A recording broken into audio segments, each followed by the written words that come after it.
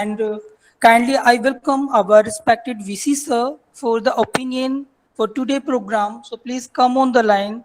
Our respected VC sir, Dr. Mohammad Javed sir. Please come, sir.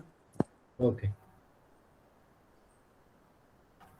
Dear participants, as you know that we are going to organize a webinar on women empowerment and different aspect of safety.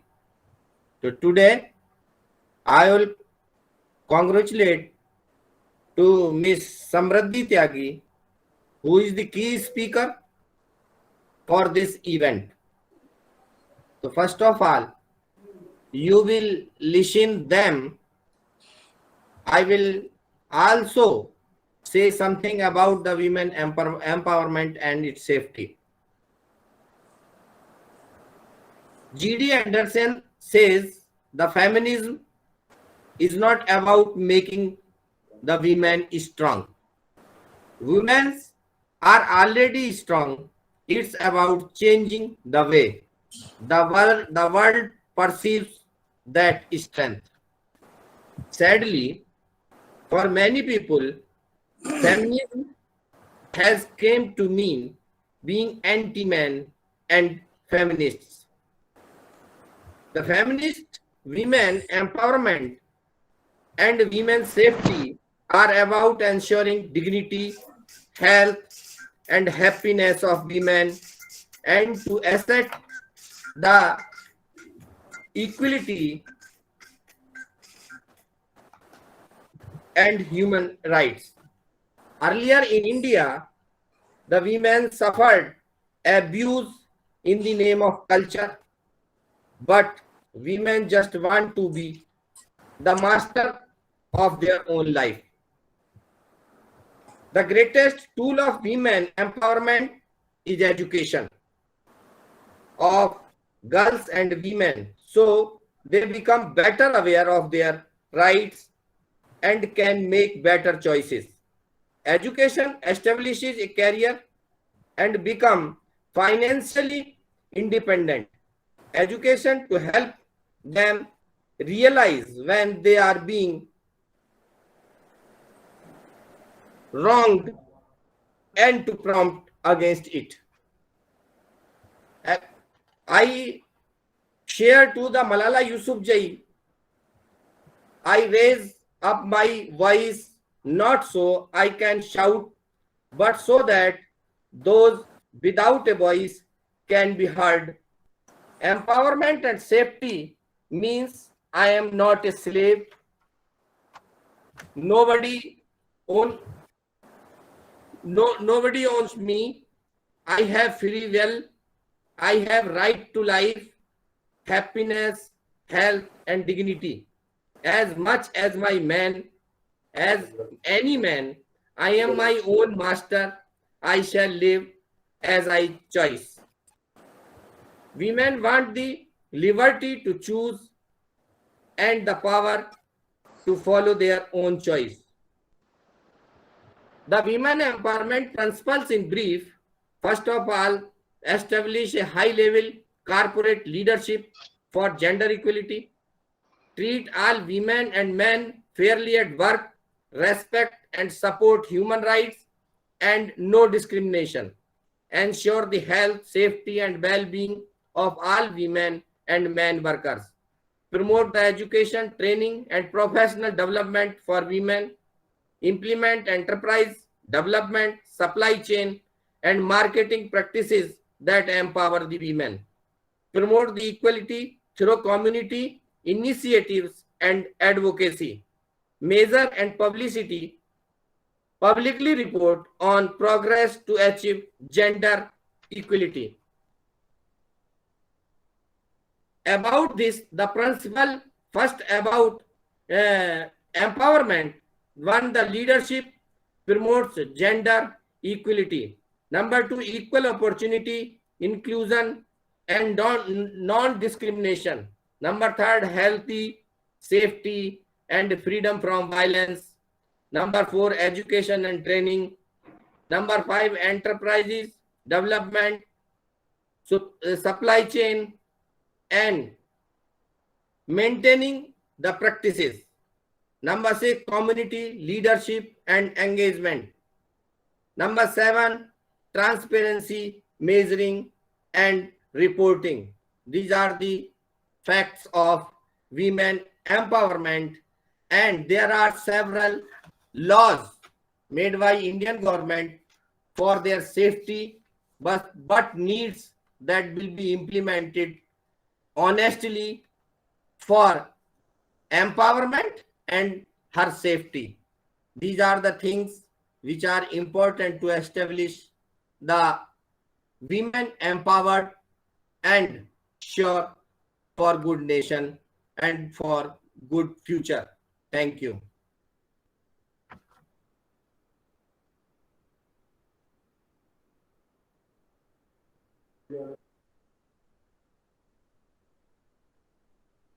Hello. Dr. Somadas. Hello. Yes, ma'am. Yes. Yes, sir. Thank you so much, sir, for enlightening us with your valuable thoughts. Now this is over to Amit Chaudhary. Amit Chaudhary, Thank sir, you, please. ma'am. So special welcome our chief guest today, Miss Samriddhi Tyagi, senior psychologist, chairperson of Sanskar Education Foundation. So today, welcome our university and for the some valuable suggestions and valuable advising of the women empowerment and different aspect of the women's safety. So I hardly welcome Miss Samriddhi Tyagi ma'am, please come on the line and please talk about the valuable suggestions of Mission Shakti program phase 3rd. Please, ma'am, come. Thank you very much. Am I audible? Yes, ma'am. You are audible very well. Okay. Thank you. So first of all, I would like to extend my heartfelt gratitude to the university for organizing such a valuable program. This is the need of the hour. And as Dr. Amit Chaudhary ji and Dr. Soma Das has already said, Welcome, ma'am. Welcome, ma'am. I am 100%, I second the opinion of the Vice Chancellor, sir, that there are certain dimensions that we need to touch as far as women's safety and women empowerment is concerned. He has put forth, in a very nutshell, he has put forth all the important points. But being a counselor and having interacted with a number of women who have suffered from domestic violence, who have suffered from physical assault, I would like to share, because all of us know about the law. हम सबको पता है कि law है और law and order हमेशा से भारत में तो कम से कम डेमोक्रेटिक नेशन है, तो महिलाओं के और पुरुषों के साथ दोनों के साथ खड़ा है। जो सही है उसको यहाँ पर जरूर सुना भी जाता है और उसके साथ जस्टिस किया जाता है। The main thing which I have come across is that there is little awareness about women's safety and various dimensions of women's safety. सबसे पहले बात करेंगे कि क्यों होता है डोमेस्टिक वायलेंस या किसी भी तरह का वायलेंस जो होगा, उसके पीछे आधार क्या है। आधार क्या है कि बायोलॉजिकल, कई बार ड्रग एडिक्ट है कोई, या कोई इंटॉक्सिकेटेड है, तो ऐसे भी जब आदमी के अंदर सेंसेस नहीं है तो क्या करेगा, वो किसी तरह का वायलेंस करेगा। डोमेस्टिक वायलेंस का भी एक सबसे बड़ा कारण हम देखते हैं कि पति शराबी है, शराब पीता है तो घर आएगा, आर्थिक स्थिति खराब होगी, पत्नी के साथ दुराचार करेगा या उसके साथ मारपीट करेगा। दूसरा, अगर आप देखें तो सोशल कल्चरल वैल्यूज, हमारी सोसाइटी में ऐसी सोशल कल्चरल वैल्यूज हैं जहां पर हमेशा से औरत बराबर है, समान अधिकार दिए गए हैं, लेकिन फिर भी ये माना जाता है कि उसकी जो ओपिनियन है वो सेकेंडरी है। Priority must be given to the male head in the family. Decisions must be taken by the male head. इसके अलावा जो फैक्टर्स यहाँ पर काम करते हैं वो सिचुएशनल, जिसके ऊपर काम किया जा सकता है। सिचुएशनल कैसे? बहुत सारे, एक सर्वे किया गया दिल्ली गवर्नमेंट की साइड से और उसमें ये पाया गया कि महिलाएं वहाँ सबसे ज़्यादा अनसेफ महसूस कर रही हैं जहाँ पर गली में कोई स्ट्रीट लाइट नहीं है या आइसोलेटेड स्ट्रीट है ना। तो ऐसी जगह जहाँ पर आइसोलेशन है, जहाँ पर स्ट्रीट लाइट्स नहीं है, जहाँ से महिलाओं का आना जाना है और कुछ असोशल एलिमेंट्स वहाँ हैं, तो ऐसी जगह पर औरत के साथ देखा गया है कि जैसे बस में ट्रेवल कर रही है जनरली, तो बस में ट्रेवल करते वक्त मान लीजिए उसके साथ कुछ ऐसी ईव टीजिंग या इस तरह की कोई घटना हो जाती है, तो ऐसा माना गया कि क्राउडेड प्लेसेस पर या जो आइसोलेटेड एकदम से प्लेसेस है जहाँ पर स्ट्रीट लाइट वगैरह की सुविधा नहीं है, वहाँ पर महिलाओं के साथ इस तरह की परेशानी देखी गई है। तो सिचुएशनल भी हुआ, और ये हमेशा जितने भी फैक्टर्स हैं ये ओवरलैपिंग में है। मान लीजिए एक आदमी टॉक्सिकेटेड भी है और ऐसी जगह पर है आइसोलेटेड किसी स्ट्रीट में जहाँ पर कोई महिला जा रही है, तो ये फैक्टर्स क्या है, ओवरलैपिंग में है। इन सब के बारे में हम सब लोग अच्छी तरह से परिचित हैं। समस्या कहाँ से आ रही है? समस्या आ रही है कि हम तब ध्यान दे रहे हैं महिलाओं के ऊपर जो भी दुराचार हो रहा है या जो भी इस तरह से उनकी डिग्निटी को हार्म किया जा रहा है, जब वो सिचुएशन हो जा रही है। मतलब किसी महिला के साथ कोई प्रकरण हो गया तो उसके ऊपर ध्यान दिया गया। पहले से क्या प्रिकॉशन रखी जानी चाहिए, वास्तव में काम करना उसके ऊपर जरूरी है। और मैंने ये देखा है अभी भी, जबकि I would like to thank the UP government. हम जैसे लोगों को तो पता ही नहीं था एंटी रोमियो एक्ट भी कुछ होता है। इन आवर टाइम्स अगर लड़की स्कूल से घर जा रही है और 4 लड़के बाइक पर उसके पीछे हैं, तो लगता था it is the norm of the society कि आप बाहर निकलोगे तो आपके पीछे कुछ ऐसा होगा ही कि कोई चलेगा या कोई ऐसी छिटाकशी करेगा, तो तुम खुद को संभालो, दूसरों को कंट्रोल नहीं कर सकते हो। But thankfully a few years back Yogi Adityanath ji introduced this anti-Romeo act that this is asocial. You cannot harass a girl walking down the street just out of fun, क्योंकि उसका बहुत long lasting impact पड़ रहा है उस बच्ची के दिमाग पर। हो सकता है वो डर कर स्कूल जाना भी बंद करते, और ऐसी सिचुएशंस आ रही हैं। मैं जब भी महिला शक्ति कार्यक्रम में जाती हूँ, कोई भी डीएम के साथ कहीं मीटिंग होती है, तो छोटी छोटी लड़कियां जो स्कूल गोइंग है वो कहती है कि we are fearful, we are afraid attending our coachings. Why? Because there are asocial elements standing in groups and they pass comments, so we are afraid. What should we do? तो ऐसे में जो एक चीज मुझे हमेशा से महसूस हुई वो ये कि अवेयरनेस की कमी है और ओपनिंग की कमी है। हम लड़की के माँ बाप जब बन जाते हैं तो डिसिप्लिन तो उस घर में आ जाता है, लेकिन कभी भी बैठकर अपने बच्चे को प्रैक्टिकल चीजें बताइए, क्योंकि वो घर के अंदर नहीं रहेगी, हमेशा घर के बाहर निकलेगी। तो जब आप घर के बाहर निकलेंगे, क्या क्या मेजर्स आपको लेने चाहिए, कैसी सिचुएशंस आ सकती है तो उनका सामना कैसे करना है। आपको कोई भी सिचुएशन आए, आपको किसी अपने फ्रेंड को या घर में एक ट्रस्टवर्दी ऐसा आदमी होना चाहिए जिसको आप बताएं जरूर कि मुझे, मैं ये नोटिस कर रही हूँ। Sorry to say, but 80% of the crime against young girls, or I should say women, are from the people they know very well. कोई बाहर से दूसरे किसी फॉरेन लैंड से आकर नहीं कर रहा है, वही लोग हैं इस तरह के क्राइम में इन्वॉल्व जिनको वो बच्ची पहले से जानते थे। एक छोटा सा उदाहरण मैं दे रही हूँ। टीनेज होती है बच्चों की, लड़कियों की, और आपकी बेटियां कह रही है कि मम्मी ये अंकल आते हैं और I am not comfortable around him.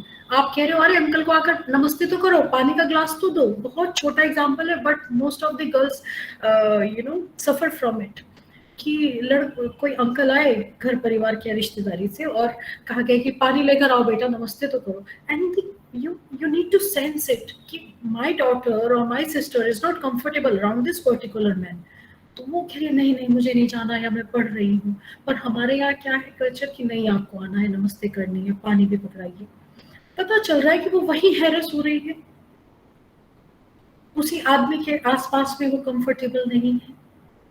तो अब बच्चा हिचक रहा है बताने से, और आप उसको सॉल्यूशन नहीं दे पा रहे हो, आप भी सेंस नहीं कर पा रहे हो, और बाद में जाकर वो क्या हो जाता है, एक क्राइम के रूप में तब्दील हो जाता है। एक सर्वे में और पाया गया कि it was a survey conducted on the rapists, उनके ऊपर, उनकी साइकोलॉजी के ऊपर, कि ऐसा क्या हुआ कि आपने उसी महिला को चुना इस क्राइम के लिए, इस हीनियस क्राइम के लिए। तो उन्होंने कहा मैंने उस महिला को या उस लड़की को दब्बू पाया, मुझे लगा कि ये लड़की बोलेगी नहीं, ये चुप रह जाएगी। तो ऐसे जो सर्वे हैं, ऐसी जो बातें, इनको ध्यान में रखकर और उसके लिए बेटियों को, अपने बच्चों को तैयार करना है कि आपको दब्बू नहीं बनना है। दब्बू कैसे नहीं बनना है? You must share your experiences, your ideas, whether you are comfortable around somebody और whether you are uncomfortable around somebody, you don't like a person, say it straightforward. वही गुड टच बैड टच, हम तो उसको भी खुल के नहीं बोल पाते भी। तो अवेयरनेस की जरूरत है। अवेयरनेस की जरूरत और क्यों है? मैक्सिमम केसेस में तो महिला को पता ही नहीं चलता है कि उसके साथ किसी तरह का वायलेंस हो रहा है। हम में से कितने लोग, सभी लोग बात करते हैं। एक दौर था, मैं एक केस के दौरान किसी महिला से मिली काउंसलिंग के लिए, तो उन्होंने कहा कि बात चल रही थी, ससुराल पक्ष भी बैठा हुआ था, तो जब वो बात बताने लगी तो पूछा गया कि अरे कोई तुम्हें मारा किसी ने, बाल फाड़े? तो जब मारा नहीं तो काहे का वायलेंस हुआ? अब आप समझिए कि यहाँ पर वायलेंस की परिभाषा भी क्या है, that it should be physical violence to be admitted. ये कहने के लिए भी कि वायलेंस है तो ये फिजिकल होना चाहिए। अगर किसी ने तमाचा मारा हो, हाथ पकड़कर घर के बाहर किया हो तो वायलेंस है। लेकिन हमारा जो कंटिन्यूअस एक बच्चे का जो दूसरे के घर में गया है शादी होकर, उसका जो इमोशनल टॉर्चर उसके साथ हो रहा है ना, इमोशनल अब्यूज जो हो रही है उसके साथ, साइकोलॉजिकल अब्यूज जो हो रही है, इकोनॉमिक अब्यूज जो हो रही है। इकोनॉमिक को तो हम यहाँ पर इंडियन सोसाइटी में मैक्सिमम केसेस में आप देखें तो एक्नॉलेज ही नहीं करते कि इकोनॉमिक वायलेंस भी होती है। हम बहुत कम बात करते हैं। आप एक आदमी को कंट्रोल कैसे करोगे? ऊंची आवाज से और पैसे से भी करा जाता है कंट्रोल इंसान को, कि आप उसको जरूरत के पैसे नहीं दोगे। अगर वो घर जाने के लिए कह रही तो जाओ, किराया नहीं दूंगा, है ना, सामान जितना चाहिए उससे कम दूंगा, या अपने घर से लाओ, मैं तुम्हें पैसे देने का अधिकारी नहीं हूँ, तुम्हारा बाप तुम्हारा खर्च उठाएगा। तो that is an economic violence. या फिर कई केसेस पर ये पाया गया कि महिला कमाती है लेकिन अपनी पूरी सैलरी अपने घर पर देगी। अगर वो स्वेच्छा से हो रहा है तो कोई बुराई नहीं है, if her needs are met and she is happy doing so. लेकिन अगर उसकी इच्छा के विरुद्ध उससे एक एक पैसा लिया जा रहा है उसकी कमाई का, then it is an economic violence. But how many of us acknowledge it? We seldom acknowledge that there is something called economic violence. तो अवेयरनेस की तो बहुत ज्यादा कमी है। इसके लिए बहुत ज़रूरी है कि हम बच्चों के लिए, जो कॉलेज गोइंग गर्ल्स हैं उनके लिए इस तरह के प्रोग्राम्स ऑर्गेनाइज करें जहां उनको ये बताया जाए कि कितनी तरह की वायलेंस आपके प्रति हो सकती है और आपको उसके खिलाफ कुछ ना कुछ एक्शन लेना चाहिए। जैसे अभी एक केस आया एक मीटिंग में मिशन शक्ति की, लड़कियों ने कहा जो कॉलेज गोइंग थी कि हमारे स्कूल के ही कुछ बच्चे खड़े होकर छीटाकशी करते हैं। अब वो बच्चे स्कूल गोइंग हैं तो गवर्नमेंट तो कहती है कि आप 112 पर कॉल कीजिए, आप 1090 पर कॉल कीजिए, लेकिन एक चीज जो हमें और अपने बच्चों को समझानी पड़ेगी, दैट व्हाट इज हार्मलेस और what is harmful for you. तो मिसयूज भी नहीं होना चाहिए और उनको एक समझ भी देनी चाहिए कि क्या आपके लिए हार्मफुल है और क्या हार्मलेस है। ये भी क्योंकि कुछ ऐसे भी अभी बातें आ रही हैं सामने जहां पर राइट्स का भी मिसयूज किया जा रहा है जिस जगह पर करने की जरूरत नहीं थी। तो सबसे बड़ी बात है अवेयरनेस। ऐसे कुछ अवेयरनेस प्रोग्राम्स हमें शुरू करने चाहिए जहां पर हम माता पिता को बिठाकर पेरेंटिंग वर्कशॉप्स आदि ऑर्गेनाइज करके और बच्चियों को भी समझाएं कितनी तरह का वायलेंस होता है, कैसे आपके साथ किसी तरह का दुराचार, किस तरह का अनवांटेड बिहेवियर हो सकता है और उस केस में आपको क्या करना चाहिए। दूसरा जो है वो है इंफॉर्मेशन। अवेयरनेस हो गई है, अवेयरनेस बच्चे को आपने दे दी, अवेयरनेस होना बहुत जरूरी है सबसे पहले। कई बार बच्चे को पता नहीं चलता कि मेरे साथ क्या हो रहा है, और वो जब तक एक बड़ा रूप नहीं ले लेता। अवेयरनेस जरूरी है, अवेयरनेस के बाद जरूरी है इंफॉर्मेशन। इंफॉर्मेशन कैसी? that how does the law of this country, how does the administration, police department and other social welfare organizations support you and help you in the hour of need? कैसे, कौन कौन से ऐसे number हैं, वो एक एक बच्चे की, एक एक लड़की की डायरी पर नोट होने चाहिए। अगर आप रात में निकल रही हैं and you are not comfortable, dial 112. A lady police officer will come in the van and escort you to your home. If somebody is calling you and harassing you over phone, or if somebody is after you and you're perturbed because of that, call 1090. अगर कोई child के प्रति कोई crime हो रहा है तो उसमें भी आप एक नंबर जरूर डायल करें। वन स्टॉप सेंटर्स हैं महिलाओं की हर तरह की समस्या के लिए, तो वन स्टॉप सेंटर्स पर जाएं। तो पूरा जो कानूनी प्रोसीजर भी है, या जो मदद मांगने का एक तरीका है, किस डिपार्टमेंट में जाएं, कहाँ कॉल करें, ये सब हर एक लड़की को पता होना चाहिए, डायरी पर नोट होना चाहिए। हर एक स्कूल का, हर एक कॉलेज का, हर एक ऑर्गेनाइजेशन जहां वो काम कर रही है, उसका ये एक होना चाहिए उसके दिमाग में कि भाई एक एक लेटर तो या एक पैम्पलेट तो बच्चों के पास ऐसा हो, कैंडिडेट्स के पास ऐसा हो, जहां पर वो अपनी जरूरत के समय पर इसको इस्तेमाल करके हेल्प ले सके। इंफॉर्मेशन की बहुत जरूरत है, और इंफॉर्मेशन होने के बाद और किस चीज की जरूरत है जहां हम लैक कर रहे हैं, वो है करेज। करेज क्यों नहीं है? मैं कई बार देखती हूँ, 2 लड़कियां हैं बस में, एक लड़की के साथ सेम वही बदतमीजी एक लड़के ने की, छेड़ा, और वो चुपचाप घर आ गई। समाज क्या कहेगा? बड़ी अच्छी लड़की है, सीधी जाती है सीधी आती है, किसी को पता ही नहीं चल रहा है उसके साथ क्या हो रहा है, वो पिस रही है। आधी तो इसलिए पिसती है कि अगर आपने घर में एक बार बता दिया तो आपका कॉलेज जाना ही छुड़वा देंगे।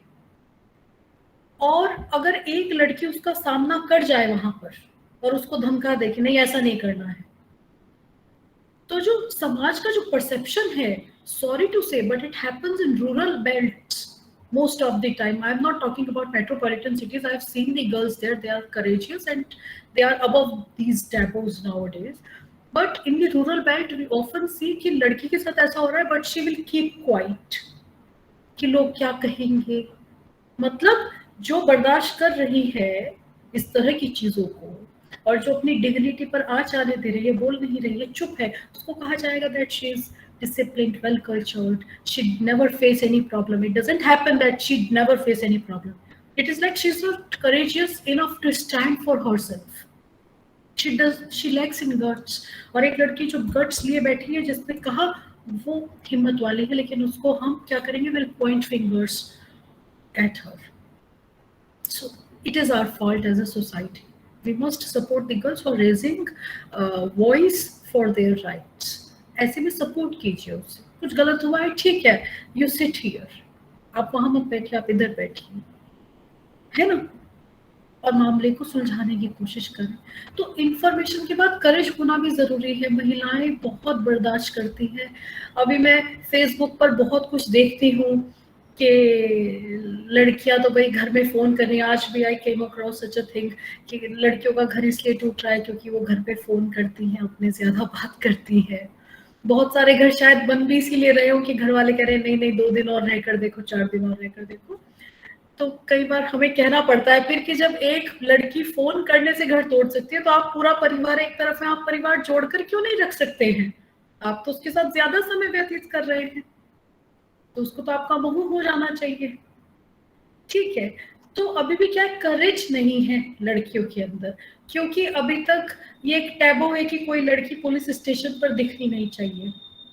1090 भी इसलिए सफल है क्योंकि वहां एक लड़की की जो आइडेंटिटी है उसको छुपा कर रखा जाता है, इसलिए they feel confident, they call at once. कुछ भी परेशानी में 1090 का रिस्पॉन्स बहुत ही स्ट्रॉन्ग है, एकदम से कॉल जाएगी। तो वहां वो खुश है कि चलो आइडेंटिटी हमारी छुपाई जा रही है। 112 पर भी वो कॉल कर देती है और बहुत अच्छी सुविधा है 112 पर भी, तुरंत गाड़ी जाएगी, आपको मदद करेगी। कहीं पर भी 112 को आप कॉल कर दीजिए। तो लड़कियों के अंदर करेज क्यों नहीं है? पुलिस स्टेशन में नहीं जा सकती, अरे कहाँ जा रही हो? उन तहसील में नहीं जा सकती है, कहाँ जा रही हो? कोर्ट में नहीं दिख सकती, अरे कहाँ जा रही हो? तो ये टैबूज है, ये फैसिलिटी है जो महिलाओं को मिली है और उनको इसको इस्तेमाल करना आना चाहिए, एप्लीकेशन लिखना आना चाहिए, क्या लिखना है, क्या कानून है जो मेरे फेवर में है, और उसके बाद करेज होना चाहिए कि मैं वहां तक जाऊं और बात करके अपनी बात कह पाऊं। सपोर्ट ग्रुप्स की कमी है, जैसे हम विमेन सेल आजकल हर कॉलेज में है, आपके कॉलेज में भी है, हर एक कंपनी में इस तरह के विमेन ग्रीवेंसेस सेल है। मुझे लगता है हर बार अधिकार छीनना या ये वेट करना मेरे साथ कुछ गलत ही हो, वो जरूरी नहीं है। एक चीज जो मैं पर्सनली अपने एक्सपीरियंस से आपको बता रही हूँ वो ये कि सपोर्ट ग्रुप्स की कमी है महिलाओं के पास। ऐसे कुछ ग्रुप्स की कमी है जहां पर वो बैठकर अपनी परेशानियों को साझा कर सकें। छोटी लड़कियों को अक्सर ऐसा लगता है कि जो मेरे साथ हो रहा है वो मेरे साथ ही हो रहा है, बस वो मेरे किसी दोस्त के साथ या मेरे घर में, मेरे परिवार में, मेरी मम्मी, ताई, चाची, बुआ, इनके साथ नहीं हुआ होगा, लोग मुझे जज करेंगे।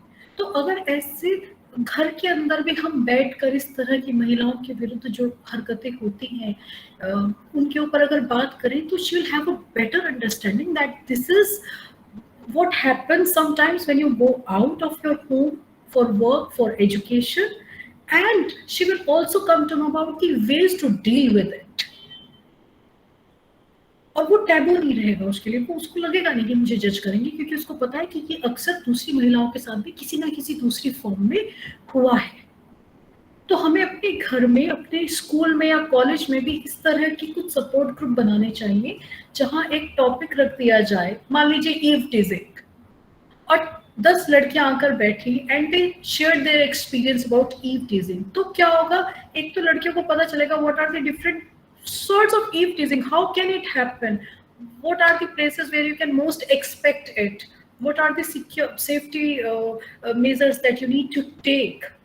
तो ये बहुत जरूरी है। एक और चीज जो हो सकती है वो I come to know that women are not well connected।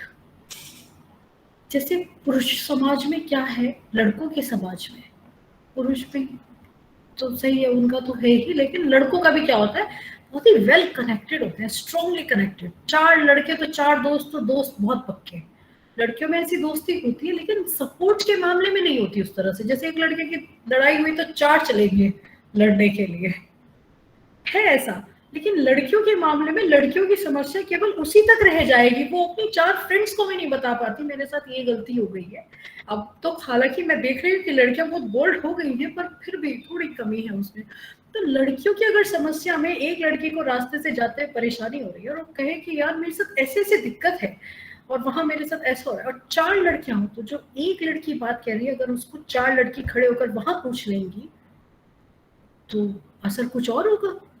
जैसे I am giving you a very fine example, one of our cousins in our teenage days, she was the youngest one, so she got teased by a boy। वो उसको कुछ कहता होगा गली में चलते, तो अब उसने घर में जब 4 लड़कियां होती हैं और मान लीजिए उसने बड़ी सिस्टर से कहा ऐसे ऐसे हो रहा है मेरे साथ, ये मुझे अच्छा नहीं लग रहा है लड़का, इसने मुझे ऐसे कहा।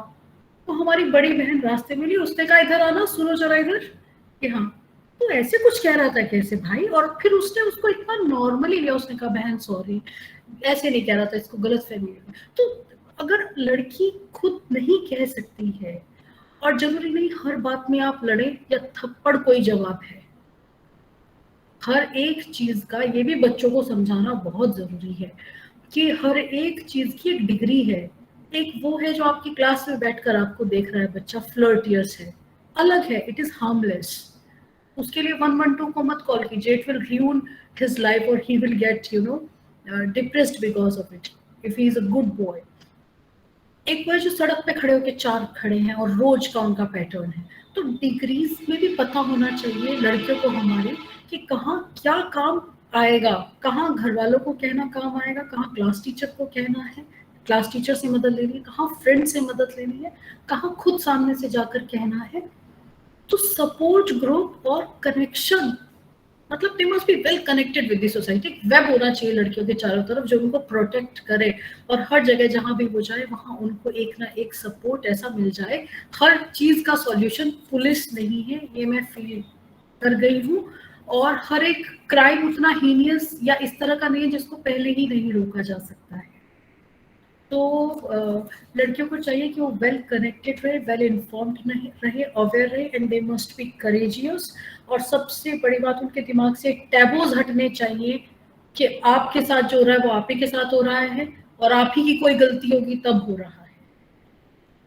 ये टैबू सबसे बड़ा टैबू है जिसके कारण लड़कियां बाहर नहीं निकल कर बोल पाती, ये हटना चाहिए बिल्कुल। और एक चीज जिसकी बहुत जरूरत है इस समाज को, वो है काउंसलिंग। ये जो इफेक्ट्स होते हैं ना, I must say the adverse effect of going through such a situation are everlasting, like the impact, bad or good, whatever, remains throughout the life. अगर मुझे बस में चलते हुए किसी ने टीज कर दिया बचपन में, 9वीं 10वीं में 12वीं में, तो फिर मेरा एक डर वो बस के साथ बन गया, वो एक कनेक्शन बन गया, वो एक मेमोरी बन गई, बैड एक्सपीरियंस बन गया, और वो मुझे हमेशा डराएगा। तो अगर आपके साथ कभी कुछ ऐसा हो, बच्चों को कहना चाहिए ऐसा कुछ हो, या आपके साथ डोमेस्टिक वायलेंस हुआ है। बहुत सारी लड़कियां एक बार शादी के बाद, शादी टूट जाए डोमेस्टिक वायलेंस से किसी भी तरह से, they were not ready for second marriage, और अगर वो रेडी हैं तो मैंने ये पाया है कि वो ज्यादातर क्या हो जाती है, they carry those bitter experiences with in them, कि आगे भी ऐसे होगा तो मैं इस बार तो ऐसे रहूंगी। तो किसी नए रिश्ते को शुरू करने का ये तो कोई तरीका नहीं बनता कि जो पीछे का एक्सपीरियंस है और बिटरनेस है वो आप आगे जाकर उड़ेल दो। तो इसीलिए कहा जाता है कि थोड़ा समय उन लड़कियों को दिया जाना चाहिए, क्योंकि वास्तव में बेटर एक्सपीरियंसेस तो हैं उनके, पर दूसरे की तो गलती नहीं है, वहां क्यों उड़ेने। तो वो क्या होता है कि पक कर जाती है कि नहीं ये आगे भी होगा तो मैं इसके लिए ऐसे तैयार हूँ। तो ऐसे में क्या काम करता है, काउंसलिंग काम करती है। हमारे शहरों में डिपार्टमेंट्स में काउंसलिंग सेंटर्स तो हैं, पर उनका सही तरीके से काम करना, और उसमें कॉलेज की फैकल्टीज जो इस तरह से, जिनका इंटरेस्ट है, जो समाज में जाती हैं बाहर, महिलाओं की समस्याओं को हैंडल करती हैं, वो वहाँ जरूर हफ्ते में 1 दिन दें, 2 दिन दें। और ऐसी महिलाओं को जिनका कोई ऐसा एक्सपीरियंस है और उसके बाद दे आर ट्रॉमेटाइज्ड और they have such bitter experiences, वो उनको क्या करें, उनको काउंसिल करें, उनको तरीका बताए कि कैसे इससे बाहर निकला जा सकता है, कैसे अपनी लाइफ को इस तरह के बिटर एक्सपीरियंसेस के बाद पे आप फ्रूटफुल बना सकते हो। तो law and order is one thing, लेकिन वहां तक पहुंचने का रास्ता जो है, पहले तो आधी लड़कियां वहीं तक नहीं पहुंच पाती हैं, और जब वहां पहुंच भी जाती है उसके पास इतना सब कुछ इकट्ठा हो जाता है मन में कि वो उसके बाद का जो रास्ता है जीवन का, उसको तय करने में, या तो पूरा जीवन उनको she always carry that baggage of bitter experiences, and it is reflected in her behavior, in her conduct, and that is not a way to live life. Life is beautiful. Every girl is important to us. We feel really, it is a real pain to see that young girls, little girls are rape victims, and it is happening more and more in villages also nowadays. In rural belt, ये तो इतना closely webbed society थी कि यहाँ कभी ऐसा सुनना तो क्या बहुत दूर की बात थी, गांव की बेटी तो गांव की बेटी है। लेकिन वहां तक भी अगर छोटे बच्चों के साथ ऐसे हीनियस क्राइम हो रहा है, तो कहीं ना कहीं एज अ सोसाइटी हम फेल हैं। ऐसा हो ही क्योंकि हमारी महिलाओं के साथ ऐसा हो, बेटियों के साथ ऐसा हो, और वो अकेली थाने तक जा रही है, अपने लिए लड़ रही है, समाज में का उस पे रोल है। अभी एक छोटा सा और उदाहरण है, और इसका एक ही सॉल्यूशन है, जैसे वीसी सर ने भी कहा, and I completely agree with that. The only one solution to that is education and independence. अभी एक लड़की, she must be 33 or 34 years old. She was into the marriage for 10 years. और अभी जनवरी में 10 साल की शादी के बाद पहली बार she was going to give birth to a child 31 जनवरी को। 24 को 27 को हस्बैंड एक्सपायर हो गए, 31 में बड़ा ऑपरेशन हुआ, बच्चा भी एक्सपायर हो गया। उसके बाद ससुर एक्सपायर हो गए 4 महीने बाद। लेकिन क्या हुआ, ससुर वसीयत में से बेदखल करके चले गए लड़की को। अब आप बताइए कि वो लड़की का जीवन क्या है जिसने 10 साल शादी में दिए और बच्चा भी एक्सपायर हो गया, पति भी चला गया 1 महीने के क्या 1 हफ्ते के अंदर अंदर। कितना ट्रॉमा होगा लाइफ में। और फिर ससुर ने क्या किया, ससुर भी एक्सपायर हो गए कोविड में, लेकिन वसीयत लिख कर गए हैं कि मैं इस लड़की को बेदखल कर रहा हूँ क्योंकि इसके घर वाले इसकी शादी करने के लिए कह रहे हैं। Should this be the way? तो एज अ सोसाइटी तो हम फेल है फिर। अब कहाँ लड़े जाकर? तो लड़ाई का रास्ता उतना आसान नहीं होता है। तो कम से कम जो बहादुरी करके लड़ने को तैयार हो, उस महिला को तो फाइनेंशियली, मोरली, हर एक तरह से तो एज अ सोसाइटी हमें सपोर्ट करना चाहिए। पहले तो हम ध्यान ही रखिए कि ऐसा नहीं हो। और इसमें एक रोल जो सबसे अब ऐसे में क्या काम कर सकता है और जो काम कर रहा है, that she is well qualified, she is MSc B.Ed and she will pick up a job. So this is the only hope she has. केवल अकेली जो एक आशा है उनके पास वो ये that I am qualified and I'm not dependent on anybody. I can run my life on my own. I'll pick up a job. तो ये एक वेपन ऐसा है जो आपको हर तरह की इंडिपेंडेंस दिलवाएगा। आप इकोनॉमिकली भी इंडिपेंडेंट होंगे, you can raise your voice, you know how to apply the rules and regulations, the law and order, कैसे उसका यूज करें। और फिर आप समाज में एक बेहतर जगह खड़े भी हो सकते हैं, एक बेहतर जीवन जीने की आशा भी आपके मन में हो सकती है। तो this is the only weapon जो महिलाओं के पास इस समय पर है और जो हम सबको कोशिश करनी चाहिए कि हर एक बच्ची, हर एक घर से एक डिग्री जरूर ले, ग्रेजुएट जरूर हो और कहीं ना कहीं एम्प्लॉयबल होने की कोशिश करें, ताकि जीवन में कभी भी कोई ऐसी समस्या आए तो वो अपने लिए खड़ी हो सके। तो ऐसा बहुत जरूरी है। लास्ट मैं एक बात कहूंगी, मुझे लगता है that we need to close now. हाँ अभी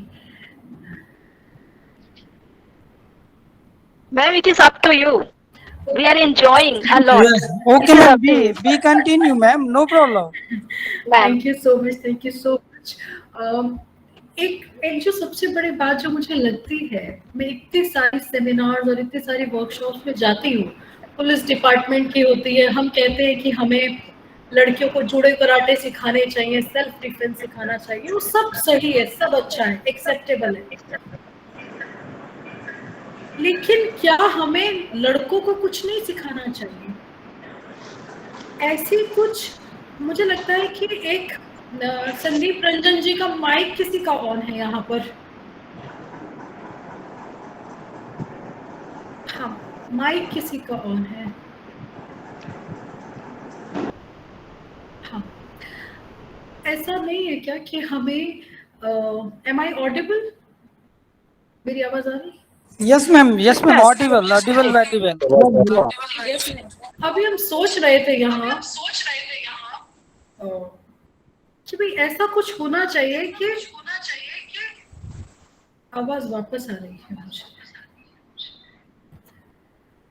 हाँ, ऐसा कुछ तो होना चाहिए कि लड़कों को भी बताया जाए, क्योंकि वो समाज में फैमिली को रिप्रेजेंट करते हैं। एक एज के बाद आपके लड़के से आपका नाम जाना जाएगा, तो लड़कों को ये समझाया जाना चाहिए कि ऐसा क्यों हो कि जब आप सड़क पर खड़े हैं तो एक महिला, एक लड़की को, आजकल जो सिनेरियो चेंज हो गया है, पहली औरतें बताती हैं कि गांव का रास्ता शहर से बहुत दूर होता था, तो एक आदमी अगर दिख जाता था तो हिम्मत बंध जाती थी कि भाई कोई खड़ा है। लेकिन आज रास्ता अकेला है, सुनसान है, डर नहीं है, पर अगर एक आदमी दिख रहा है तो डर है। तो ऐसा क्यों है सोसाइटी में? तो ये जो बच्चे हैं, बच्चे सबसे ज्यादा समझते हैं और हमें उन्हीं पर काम करना है।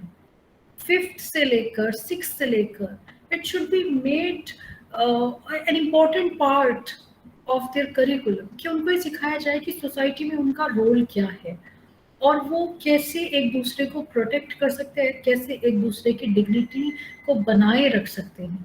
तो हम यहाँ सोच रहे थे मुजफ्फरनगर में कि लड़कों के लिए ऐसा कुछ शुरू करेंगे कि उनको ये सिखाया जाए दैट एज ए सोसाइटी अगर इस तरह का कोई भी क्राइम हो रहा है या आप सड़क पर खड़े हैं 4 गुट बनाकर और उनको हैरेस ना किया जाए, उनको सिर्फ प्यार से बिठाकर समझाया जाए, because they are also in their teenage और यंग एज। अगर ऐसे कुछ बच्चे हैं तो बिल्कुल असोशली हो गए, क्रिमिनल एप्टीट्यूड वाले, लेकिन जो लड़के इधर उधर बाइक उठाकर घूमते हैं उनको कहा जाना चाहिए कि क्या तरीका होना चाहिए और कैसे आप अपनी फैमिली के लिए, अपनी सोसाइटी के लिए एक गलत परिस्थिति खड़ी कर रहे हैं इस तरह के बिहेवियर से, और क्या एक एक्सेप्टेबल बिहेवियर है जो समाज में आपका हो।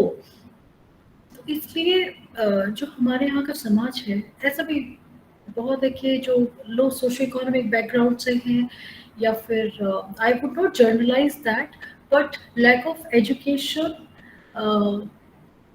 and it plays a very important role, lack of education। कई बार और ज़्यादातर समय पर जिन लोगों का the people coming from low socio-economic background and those who have lack of education and they are not from the mainstream, they do such activities more often।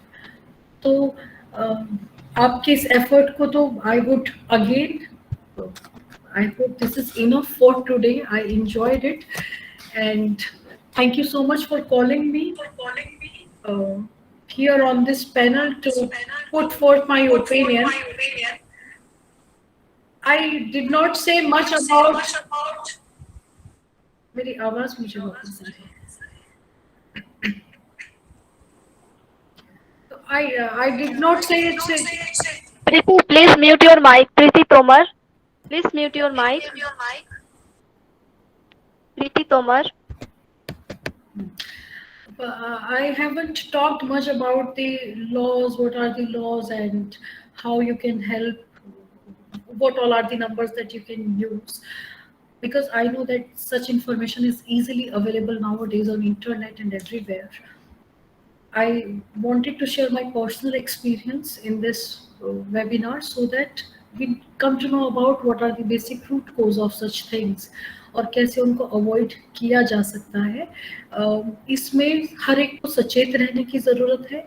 समस्या अगर आपकी बेटी वहाँ से नहीं गुजरती है, मान लीजिए रेलवे स्टेशन है और सिक्योरिटी नहीं है और आप चेक कर रहे हैं, नोटिस कर रहे हैं that the girls are not safe here, यहाँ इस तरह का इन्वायरमेंट है कि कोई लड़की रात को तो यहाँ से आ ही नहीं सकती है, तो report it to the administration. आप ऐसी पोजीशन में है जहाँ से आप एडमिनिस्ट्रेशन को एक लेटर लिखकर कह सकते हैं कि भाई यहाँ सिक्योरिटी का प्रबंध कराया जाए, यहाँ एक महिला पुलिस की एक जीप होनी चाहिए जो ये ध्यान रखे कि कोई भी महिला अगर देर रात भी रेलवे स्टेशन से गुजर रही है तो उसको अनसेफ फील ना हो या उसके साथ कोई गलत वाकया ना हो जाए। इसी तरह से अगर स्ट्रीट लाइट नहीं है और आपको दिखाई दे रहा है रास्ता ऐसा है जहाँ से स्कूल की या कॉलेज की लड़कियां जाती हैं, तो आपको जरूर वहाँ का जो भी रिस्पॉन्सिबल आदमी हो एडमिनिस्ट्रेशन में उसको लेटर लिखकर कहना चाहिए कि यहाँ स्ट्रीट लाइट का प्रबंध होना चाहिए और यहाँ एक चेक पोस्ट भी ऐसी होनी चाहिए कि ये नोटिस में रहे कि यहाँ कोई गलत एक्टिविटी ना हो। तो इसके लिए मैं ये वेट नहीं करना चाहिए कि यहाँ कुछ हो ही उसके बाद ही कहेंगे, पहले ही कह दीजिए जो भी जितना भी आपकी कैपेसिटी में है उतना आप जरूर करें। ये भी नहीं कर सकते हैं तो अपनी गली मोहल्ले में एक ग्रुप जो बैठक करते हैं हम लोग सब अक्सर, उसमें ये जरूर इंश्योर करें कि भाई हमारे कॉलोनी में या हमारी सोसाइटी में किसी महिला के विरुद्ध कोई क्राइम ना हो, ऐसी कोई रिपोर्ट थाने तक नहीं जाए का मतलब तो ये कि हो ही नहीं, और एक क्लोजली वेब्ड हमारी सोसाइटी हो।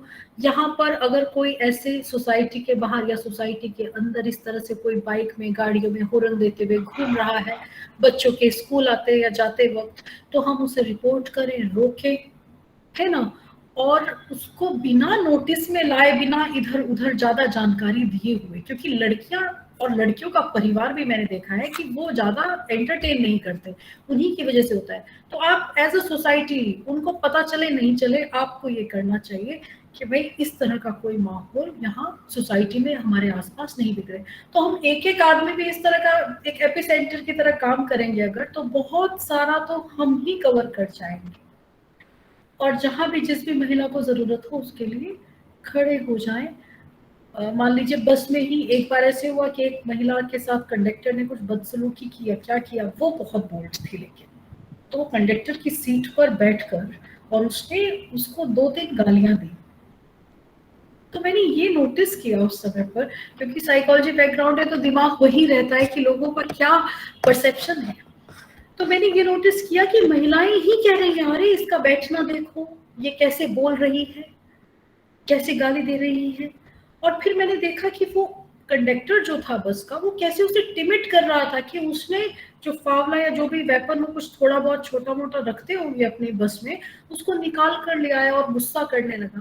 तो जब मैं बीच रास्ते में से चढ़ी थी, ये वाकया हो रहा था बहुत दूर से, नोएडा से शायद हो रहा था, और उस दिन मैं बाई चांस बस में गई किसी कारण से, क्या बात थी, मैंने फिर जब वो फावला वाला कुछ ऐसे लेकर आया तो मैंने उससे कहा, मैंने कहा भाई ये तो दिखा के डराने की जरूरत नहीं है, इसको तो रख दो, अगर कुछ नहीं किया है तो डर किस बात का लग रहा है। दूसरी बात, तुमने कुछ छेड़ा होगा, कुछ कहा होगा, तो महिला कैसे बात करेगी, गाली भी नहीं देगी क्या? अगर कुछ गलत करोगे तो गुस्से में क्या बोलेगी? और वो तो तुम्हारा बिहेवियर दिख रहा है कि तुम फॉर्मूला लेकर आए हो। पर मैंने ये देखा कि पूरी बस एक तरफ थी, सिर्फ एक कारण था, ये तो मुझे मालूम चल गया था कि उसने जरूर कुछ कहा है, लेकिन जो एक कारण था वो ये कि वो महिला, अरे ये बैठी कैसे है, ये तो गाली दे रही है, तो ये तो दिख ही रही है। तो गाली क्यों नहीं देगी जब उसके साथ अत्याचार होगा या उसके साथ उसकी डिग्निटी को हार्म पहुंचा है, तो वो गाली ही देगी, फिर वो कैसे बात करेगी? जिसने तो फावला उठा लिया लेकिन आप उसे कुछ नहीं कह रहे हो, तो that is the basic perception कि आदमी फावला भी उठा ले बस में अकेली महिला पर मारने के लिए तो कोई बात नहीं है, अरे उसको बुरा कह रही है तो फावला तो उठाएगा ही। लेकिन महिला के साथ कुछ हो गया है, उसको छेड़ दिया है, कुछ भी कह दिया है और उसने 2-4 गालियां दे दी उसको, तो वो महिला तो खराब ही है, दिख नहीं रहा है गाली दे रही है। तो महिलाओं से एक्सपेक्ट किया जाता है कि बुरा हो जाए, चुन्नी ओढ़ो बिल्कुल ऐसे लेकर और घर आ जाओ चुपचाप मुंह बंद करके, तुम्हारे साथ जो भी कुछ हुआ है उसको भूल जाओ, बताओ मत किसी को, तो तुम कल्चर्ड हो। लेकिन अगर तुमने आवाज उठाई और कहा नहीं भाई ये गलत कर रहे हो, कैसे कर रहे हो, क्यों करोगे ऐसा, तो आप गलत हो क्योंकि आप तो भी इतनी जुबान चला रही हो। तो उस दिन मैंने महसूस किया कि एज अ सोसाइटी हम ऐसी महिला को जो आवाज उठाती है उसको साइडलाइन कर देते हैं और सारे एकजुट हो जाते हैं, इसी में कमी होगी तो अभी इतना बोल रही है। तो ऐसे में एक आदमी का भी सपोर्ट बहुत होता है। मैंने उसको जब कहा, मैंने कहा फावला तो रख दो भाई वहीं पर, लेकिन अगर कुछ नहीं हुआ है तो डरने की क्या बात है, ऐसे तुम्हें सजाए मौत तो होगी नहीं। और उस महिला को भी कहा, मैंने कहा तुम चुप हो जाओ थोड़ी देर के लिए, अब नोटिस में आ गया है तो अब तुम चुप हो जाओ। इतने कहने भर से ही वो रोने लगी और उसने कहा दीदी अगर मैं ऐसे नहीं बोलूँ तो ये तो मुझे यहीं उतार देता बस से नीचे ही सड़क पर ही, और 4 गालियां और दे रहा था।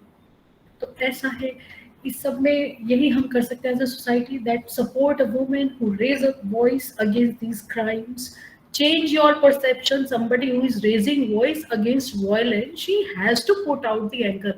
गुस्सा तो निकलेगा ही ना, और गुस्सा निकलेगा तो भी महिला को जज किया जाता है कि गुस्से में क्या। एक महिला के पति को मार दिया घर वालों ने ही, और अब उसने केस कर दिया और उसने घर में सबको बोल दिया कि मैं इस घर का नाश करूंगी, ऐसा बोल दिया गुस्से में।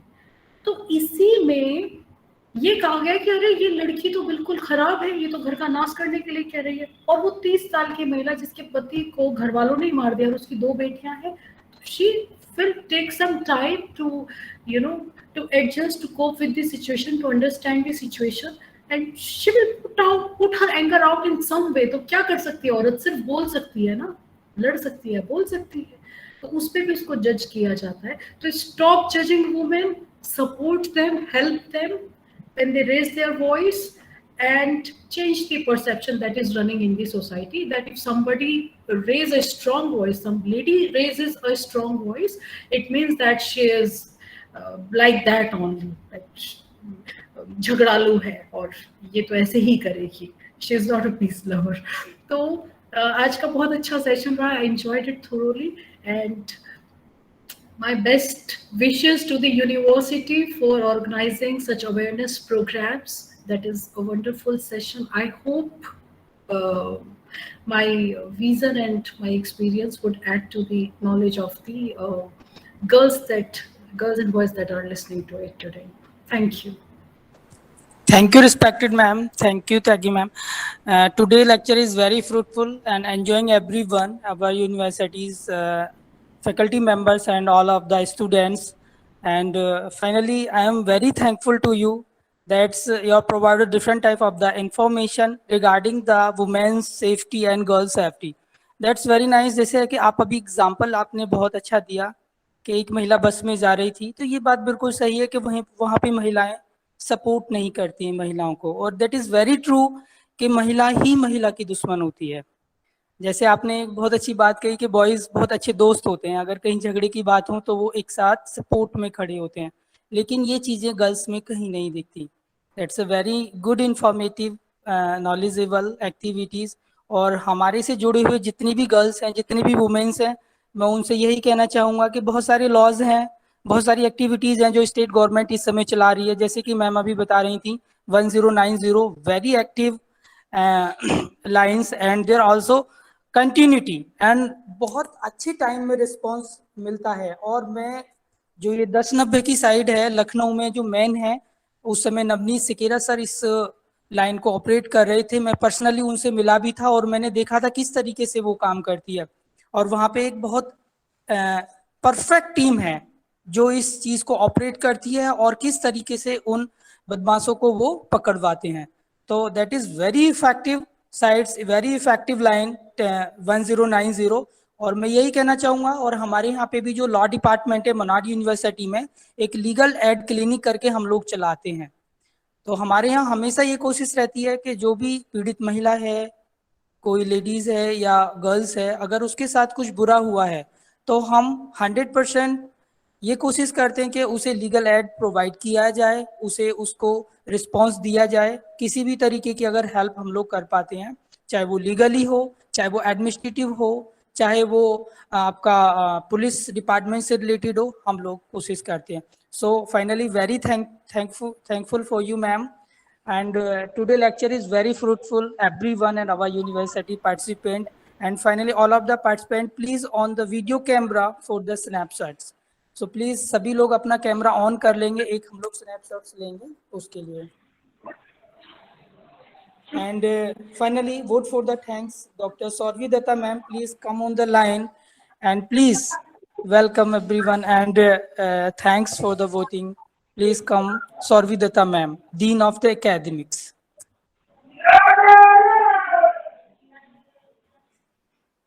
अमित जी। Yes. हाँ, Yes, sir. मेरा आपसे एक सवाल है। Myself doctor Devashish Verma. Yes sir, please sir, tell me. आपने एक बात कही, शायद मैं उससे इत्तेफाक नहीं रखता। जी सर। आपने डायरेक्टली वैसे तो नहीं कि जैसे कि इन जनरल सोसाइटी में वो चलन में है कि महिला ही महिला की सबसे बड़ी दुश्मन है, लेकिन हाँ आपके जी सर। बात का लबोलबाब कुछ ऐसा ही था। हाँ जी जी सर। जी मैं सही कह रहा हूँ आपकी बात? हाँ बिल्कुल सही कह रहे हैं सर आप। ये हम सोसाइटी में देखते हैं अक्सर, हमने देखा भी है। जैसे कि मैम ने एग्जाम्पल दिया। Doctor Tyagi ma'am please come on the line. Yes ma'am. उन्होंने सही। मैं अपनी बात 3 फिंगर वाला नहीं कर रखा तुमने। अमित जी, मैं अपनी बात कंप्लीट कर लूं? हाँ sir, B continue sir. Okay. मैं ये कहना चाह रहा हूँ कि हम महिलाओं से ये अपेक्षा क्यों करते हैं कि वो देवताओं के तुल्य व्यवहार करें? क्या दुनिया के सारे पुरुष दूसरे पुरुषों के मित्र हैं? नहीं है। अच्छा। नहीं सर, ऐसा तो मैंने नहीं कहा। आप प्रोफेशन में है, कचहरी में जितने प्रॉपर्टी के केसेस चलते हैं उसमें से 98% पुरुष के खिलाफ लड़ रहा है। बेशक सर। तो महिलाओं को सम्मान देने और साथ देने की जिम्मेदारी से महिलाओं को आप बड़ी करिए। ये ज्यादा आवश्यक है कि इस टाइप के किसी भी घटना एक्टिविटी पे महिलाओं के पुरुष साथी, सहयोगी, सहकर्मी, परिवार के लोग उनका ज्यादा साथ दें। मैं सही कह रहा हूँ? राइट सर, बट सर जो मेरी बात थी वो एक जनरल ओपिनियन में थी कि जैसे मैम ने एग्जांपल दिया था। नहीं, मुझे उसी जनरल थॉट को बदलना है। नहीं क्या नहीं, ये महिलाओं को देवताओं के साथ उम्मीद करते हैं महिलाओं से? नहीं, जब ये दुनिया के बिल्कुल सारे पुरुष नहीं है तो आप ये क्यों उम्मीद करते हैं कि दुनिया की सारी महिलाओं के मित्र हो या मित्रत्व व्यवहार करें या उनका साथ दें? प्रॉब्लम जो है, जहां है, जिस बिंदु पे है, समाधान भी तो उसी बिंदु से ढूंढना पड़ेगा। बेशक सर, लेकिन मैं- मैं मिस त्यागी मैम को बोलना चाहूंगा, please ma'am come on the line and response about this questions. हाँ हाँ, ये जो बात कह रहे हैं देवेश वर्मा जी, वो सही कह रहे हैं। मैंने जिस कॉन्टेक्स्ट में कहा था, वो मैंने कहा था it was not just for women. मैंने लड़की केवल महिलाओं के लिए बात नहीं कही थी। मैंने कहा था कि एक सोशल परसेप्शन है, जनरल परसेप्शन, कि अगर कोई औरत स्ट्रांगली अपनी वॉइस रेज करती है तो उसको झगड़ालू प्रवृत्ति का माना जाता है, और ये धरातल पर है बात। अगर आप नॉर्मली देखेंगे तो मैंने ये नोटिस किया है। जो बात उन्होंने कही अभी, वो वास्तव में सत्य है कि महिलाओं को ही महिलाओं का क्यों माना जाना चाहिए कि भाई वो उनका सपोर्ट ही करें। दो पार्टीज होंगी तो उसमें महिला पुरुष दोनों ही होंगे। लेकिन जहां पर बात और देवतुल्य की बात, तो मैं 100% एग्री करती हूँ। मैं कहती हूँ कि किसी को देव बनाना, मैं जब भी ओपनिंग कहीं पर करती हूँ महिलाओं के अधिकारों के लिए, तो मैं कहती हूँ ये क्या तरीका है, या तो दास या तो देवी। हमें दोनों में से कुछ नहीं चाहिए, हमें तो बराबरी चाहिए, और बराबरी देने पर ही तो जोर पड़ता है। देवी बनाकर पूजा, उसमें भी आपकी बात कि आपने कहा देवी बना दिया, हमने बना दिया, तुम देवी थोड़ी थी, हम बनाकर पूज रहे हैं। और दास बनाया तो भी तुम आका हो गए। हम कह रहे हैं हमें बराबरी दो। बराबरी कैसी दो? सुनने का मौका दो, समझने का मौका दो। अभी सर ने बहुत अच्छी बात कही, जो उदाहरण इन्होंने दिया, वो उदाहरण दिया प्रॉपर्टी का। प्रॉपर्टी के विवाद में और जो महिलाओं के प्रति जो जघन्य अपराध होते हैं, उसमें तो बहुत फर्क है। एक जगह आपको इमोशनली रेक्ट किया जा रहा है, एक जगह पूरा परिवार या समाज एक तरफ हो गया, रेप हो रहा है। रेप और प्रॉपर्टी मिल जाएंगे क्या? तो जिस समय पर एक महिला को मानसिक, शारीरिक, मुझे कहना चाहिए psychological, emotional, she go through every kind of, एक क्राइम हो जाए एक महिला के प्रति, फिर उसके प्रति सारे क्राइम हैं। कैसे? अगर आप उसको पीट रहे हैं, इकोनॉमिकली भी वायलेंट कर रहे हैं, साइकोलॉजिकली भी तोड़ रहे हैं, समाज से भी टूट जाती है ऐसी महिला। कौन सुन रहा है? किसके पास जाकर बैठेगी? कितना फ्रेंड सर्कल होगा? तो उसके प्रति सब तरह का टॉर्चरस बिहेवियर वो बियर करती है। तो एक प्रॉपर्टी का विवाद होना और एक आदमी की अस्मिता पर बात आ जाना, उसको मानसिक, शारीरिक, आर्थिक, सामाजिक हर प्रकार से तोड़ देना, ये दोनों बहुत अलग है। प्रॉपर्टी का मैटर है, ये ह्यूमन राइट्स का मैटर है। तो ऐसे में सबसे ज्यादा जरूरी क्या होता है? सबसे ज्यादा जरूरी होता है उसका मॉरल बूस्टिंग करना। एक महिला के साथ आप खड़े होकर 2 बार ये कह देंगे ना, जब किसी महिला से हम मिलते हैं जो वास्तव में पीड़ित हो, वास्तव में पीड़ित महिला तो चिल्लाना, कोर्ट में जाना अच्छा ही नहीं समझती। वही तो पीड़ित है जो जा नहीं पा रही है। जो लड़ सकती है उसको पहले ही रोक देती है, जो उसके साथ होने वाला होता है पहली लड़ाई में खत्म कर देती है। ये जो दप्पू होती है ना और संस्कारी बनती हैं बहुत ज्यादा, ये बर्दाश्त करती हैं बहुत दूर तक, और इनके खिलाफ होते हैं फिर बड़े बड़े क्राइम। इन्हें हाथ पकड़ के घर के बाहर निकाला जाता है। जो तेज है वो तो घर के अंदर रहकर लड़ेगी, तुम बाहर जाओगे। तो ऐसी जो महिलाएं हैं दब्बू और पीड़ित, जब उनके पास खड़े होकर ये कहते हैं ना, अरे तुम चिंता क्यों कर रही हो, सब बहुत अच्छा होगा, देखना हम हैं तुम्हारे साथ। ये क्या कहा मैंने? 2 सेंटेंस कहे, लेकिन ये 2 सेंटेंस हो सकता है उसके पूरे दिन की थकान और चिंता को मिटा दे। तो ऐसा व्यक्ति जिसके साथ इस तरह से कुछ हो रहा है, जो उसकी अस्मिता पर बात आ रही है, उसकी आइडेंटिटी पर बात आ रही है, ऐसे व्यक्ति के साथ और कोई प्रॉपर्टी के विवाद, इन दोनों में तो बहुत फर्क है। ऐसे व्यक्ति के साथ समाज का खड़ा होना बहुत जरूरी है। मुझे पैसा नहीं चाहिए, मुझे चाहिए मुझे एक्नॉलेज करो, मैं भी ह्यूमन बीइंग हूँ। I have the equal right to live like you, to enjoy life, to have all the joys of life. So these are 2 different prospects, property का और ये। लेकिन हाँ, ये बात सच है इनकी, ये 100% सच है कि महिलाओं को क्यों सोचा जाए कि भाई महिलाएं खड़ी हो। इसलिए खड़ी हूँ क्योंकि मैं महिलाओं में जवाब दे सकती हूँ कि आज आप नहीं खड़ी हो रही हो तो कल को उस लड़की की जगह आपके घर परिवार में से या आप खुद भी हो सकती हो। तो हम एक समाज है, अगर आज आप मेरे लिए खड़ी नहीं होगी, कल मैं आपके लिए खड़ी नहीं होंगी। महिलाओं की गलती क्या है? महिलाओं की गलती यही है कि वो अपने आप को एक समाज नहीं मानती है। यूनियन होती है, कंडक्टर्स की भी यूनियन है, ऑटो वालों की यूनियन है, दूध बेचते हैं उनकी यूनियन है, स्कूल कॉलेज वालों की यूनियन है। महिलाओं की यूनियन देखी है कहीं पर संगठित? इन्होंने छोटे छोटे डिपार्टमेंट बना रखे हैं, एनजीओ बना रखे हैं, जिसमें ये जाती है साड़ी पहनकर और एक फीता काट दिया, एक मोमबत्ती जला दी। ये यूनियन नहीं हुआ करती। ये अपने आप को एक समाज की तरह ले ही नहीं रही है। वो हिंदू हो, मुस्लिम हो, स्वर्ण से हो, ओबीसी से हो, एससी एसटी से हो, महिला महिला है और उसके प्रति अत्याचार हर जगह एक जैसा है, फॉर्म बदल जाती है सिर्फ। तो ऐसी महिलाओं के साथ महिलाओं का खड़ा होना मोरल ग्राउंड पर जरूरी है भाई, और कुछ नहीं कर सकते हो। खड़े होकर तो कह दो भाई गलत हो रहा है तुम्हारे साथ में, हम तुम्हारे साथ है, ऐसा कैसे होने देंगे, कहना पड़ेगा, नहीं तो कल आप भी तैयार नहीं है। जो बात वो कह रहे हैं वो वैसे सही है बिल्कुल। इक्वालिटी के मामले में भाई क्यों सोचना कि महिला के बराबर में खड़ी होकर उसका फेवर ही करे। दुश्मन भी हो सकती है, दो पार्टी हो सकती है और होती है, ये बात बिल्कुल सच है उनकी। पर मैंने जो प्रोस्पेक्ट में कहा था वो परसेप्शन, तो मैंने कहा था वो परसेप्शन जो सोसाइटी में रन कर रहा है कि भाई तेज बोल रही, बात आगे रख रही है, लड़ रही है, अधिकारों के लिए लड़ रही है, तो झगड़ालू है, उसे तो शांति चाहिए, ऐसा है। Thank you, ma'am. Thanks a lot. Anybody has any query related regarding this webinar, this topic? So please raise your questions. Anyone? नहीं, मेरा कोई क्वेश्चन नहीं, लेकिन मैं मैडम की एक बात से बिल्कुल एग्री करता हूँ। बात हमें अपने घर से Right, sir. Right, sir. Violence के अगेंस्ट अगर हमें कोई भी लैंडमार्क करना है, कोई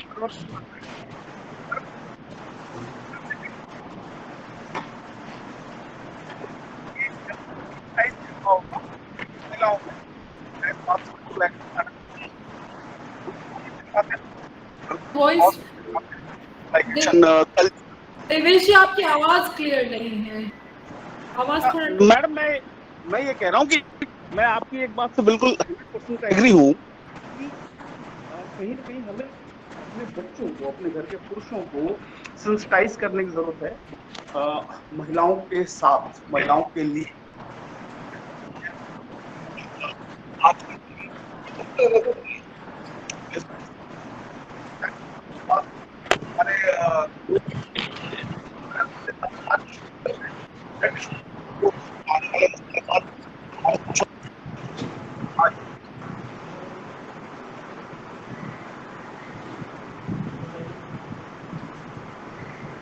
देवाशीष जी,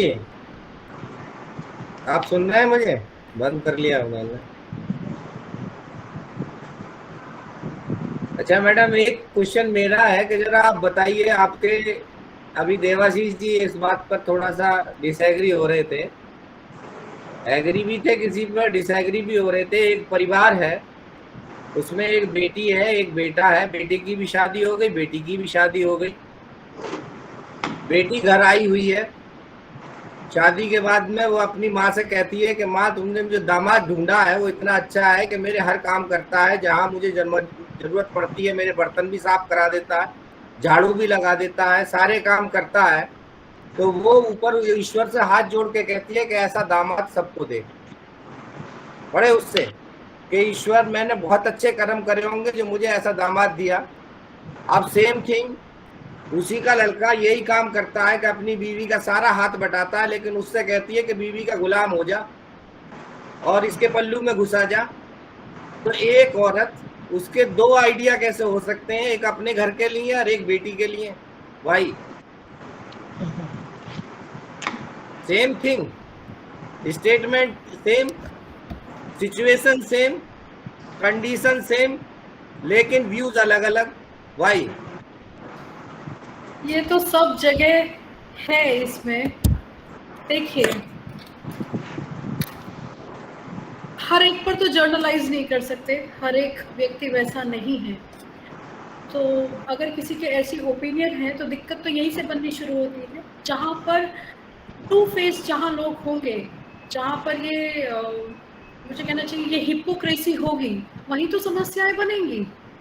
और ये दो चेहरे हर जगह, हर एक फील्ड में आपको लोगों के मिल जाएंगे, महिलाओं में ज्यादा है। ये जो आपने कहा है ये प्रश्न मुझसे कम है, जो अभी प्रश्न देवाशीष जी ने किया था उनके लिए ये उत्तर ज्यादा है कि महिलाओं को कहाँ महिलाओं को सपोर्ट करना चाहिए। ये डबल फेस नहीं होना चाहिए कि हमारे साथ हुआ तो गलत हुआ, दूसरे के साथ हुआ तो आप चुप्पी लगा जाइए, उन्हीं में गलती होगी। तो इस तरह का जो व्यवहार है वास्तव में तो यही समस्या का कारण है महिलाओं के लिए। और एक दूसरा सबसे एग्जाम- बड़ी, हाँ, मैडम एक दूसरा एग्जाम्पल सुन लीजिए। हापुड़ का जी। केस है, एक शादी करके एक महिला अपने बेटे की लाख लेके आती है, बेटा एमडी है, दूसरा छोटा बेटा भी एमडी है, बहू एमडी लेके आती है।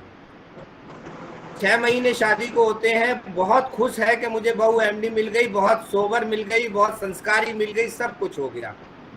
6 महीने के बाद में लड़का रोड एक्सीडेंट में खत्म हो जाता है, और वही बहू जिसकी तारीफ करते करते उसका मुंह नहीं थकता था, लोग कहते हैं कि अपने छोटे बेटे के लिए इसे ले ले, चूंकि तू ही तो सेलेक्ट करके लाई है, सब कुछ खाई है, बोले कि किसी कीमत पे इसको अपने घर नहीं ले सकती, इसके पहरे खराब हैं, इसको अपने छोटे बेटे के साथ दूसरी शादी नहीं करने दूंगी मैं। वाई?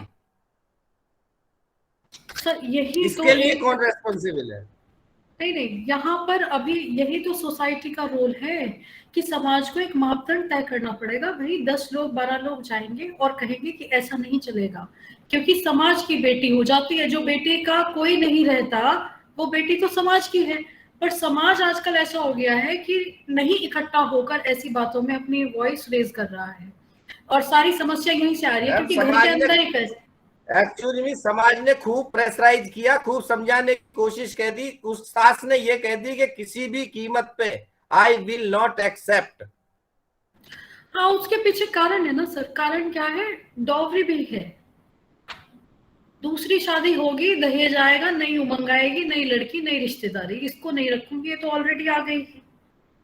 तो ऐसा लड़कियों के साथ तभी तो कहा कि एजुकेशन वेपन है। हमेशा हर कोई आपको सहायता नहीं कर सकता है। कई जगह ऐसी है जहाँ लॉ एंड ऑर्डर भी नहीं चलेगा, कई जगह ऐसी है जहां आप बहुत लंबी कानूनी कार्यवाही या फिर कोर्ट केस नहीं लड़ सकती, क्योंकि आपका तो जीवन दांव पे लग जाएगा। 10-12 साल के कोर्ट केस ही लड़ती रहोगी। तो जहां ये सब फ्लॉप हो जाता है, कोई रास्ता नहीं निकलता है, वहां लड़कियों के लिए सिर्फ एक एजुकेशन ऐसा रास्ता है जो उनको आगे होप दे सकते हैं। जैसे वो लड़की आप बता रहे हैं एमडी है, एजुकेशन तो एमडी थी, वो कोई प्रॉब्लम थी नहीं। हाँ एमडी है, तो कम से कम उसके पास ये होप है कि मुझे आगे चल के कोई जीवन तो मिल जाएगा, अच्छा कोई जीवन साथी और अच्छा मिलेगा। ये भी अच्छी बात नहीं है कि बड़ा मरा तो छोटे को बिठा दिया। क्यों बिठा दिया? वो लड़की इंडिविजुअल है, उसे डिसाइड करने दीजिए उसको कहाँ शादी करनी। क्या पता उसको एक परिवार पसंद नहीं हो। और एक चीज और है जो मैं समझती हूँ, ये कि अगर ऐसी परसेप्शन उस लड़की के प्रति उनके मन में है तो वो आगे उसका जीवन दुर्भर नहीं करेंगे क्या? तो ये भी एक गलत हमें धारणा। भाई लड़की से पूछिए, पहले तो उसको समय दीजिए 6 महीने का, 1 साल का, और फिर उसे ये कहिए कि आपकी आवाज ऑडिबल नहीं है सर, शायद माइक आपका off है। She was already interested, but in case सास जो नहीं चाहती थी। एक तो लड़कों को क्यों जरूरी है शिक्षित करना? लड़के तो है जो सैंडविच है। परिवार को एक लड़का संभाल सकता है। मैं महिला हूँ लेकिन मैं फिर भी बता रही हूँ आपको, घर को, माँ बाप को मैनेज करना और बीवी को मैनेज करना, ये काम तो लड़का ही करेगा। और दोनों अलग अलग जगह से आए, दोनों तार उसी से जुड़े हुए हैं। तो अगर वो मजबूत नहीं होगा, स्ट्रांग नहीं होगा, वो ब्लंट नहीं होगा, वो सही को सही गलत को गलत नहीं कहेगा बिना किसी हिचकिचाहट के, तो कैसे चलेगा घर? अब जैसे ये लड़का है, इस केस में अगर लड़का है कहीं नहीं मम्मी मैं इसी से शादी करूंगा, तो बात सॉल्व हो गई। लड़के कैसे बना रहे हैं आजकल आप? मम्माज बॉय, समाज में बाहर तो बैठते नहीं आदमियों के पास, ज्यादातर पढ़ाई में वही माँ के चारों तरफ घूमते हैं, सॉरी टू से।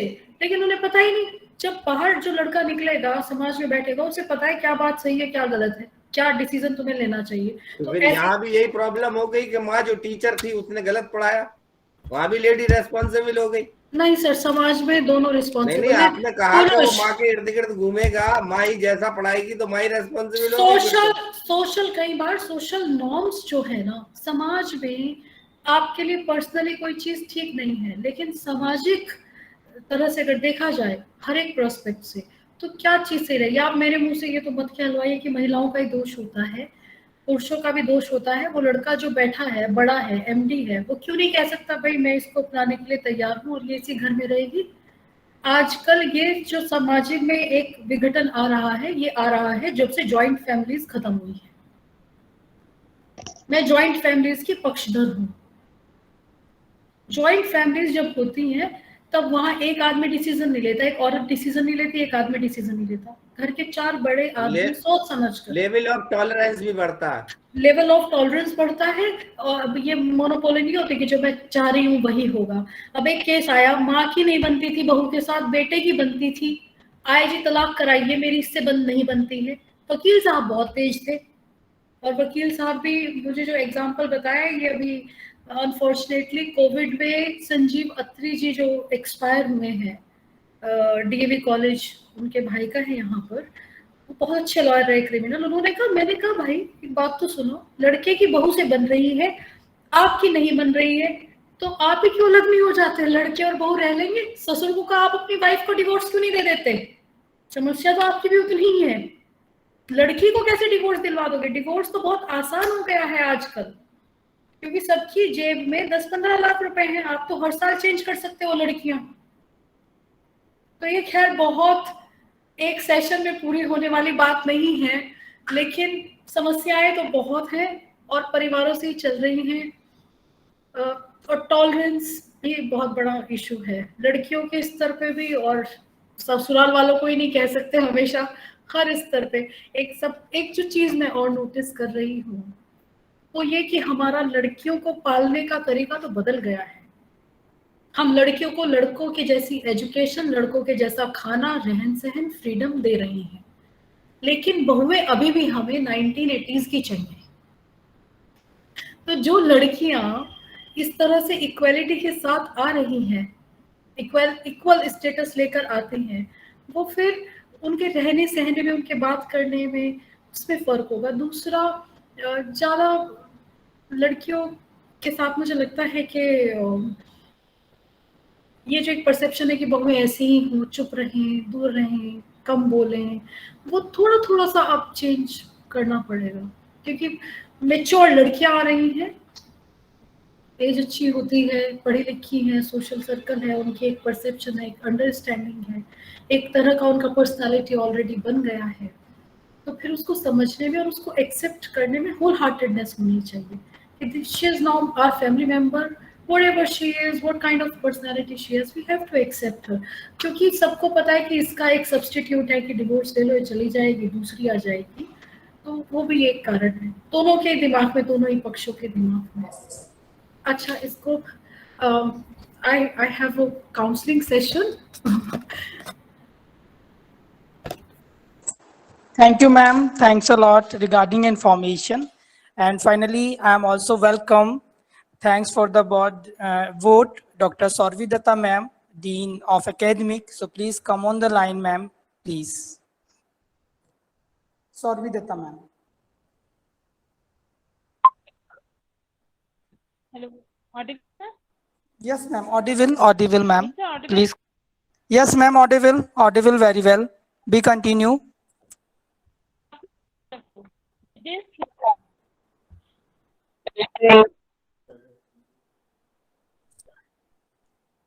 आवाज आ रही है सर? हाँ, yes, ma'am. आ रही है, आवाज आ रही है. Please be continue. Yes, ma'am. Please be continue. So with this, we move to the end of this webinar. It is a matter of pleasure for me to deliver vote of thanks for today's webinar on women empowerment and different aspects of women's safety. First of all, I would like to extend my heartfelt gratitude to our key speaker, Mrs. Samriddhi Tyagi ma'am, for giving an excellent speech on the topic of women's empowerment and safety. It makes the webinar meaningful and interesting. Thank you, ma'am. Thank you very much for sharing your views regarding we need to change the social structure and the point of view of the society to change the condition of the woman.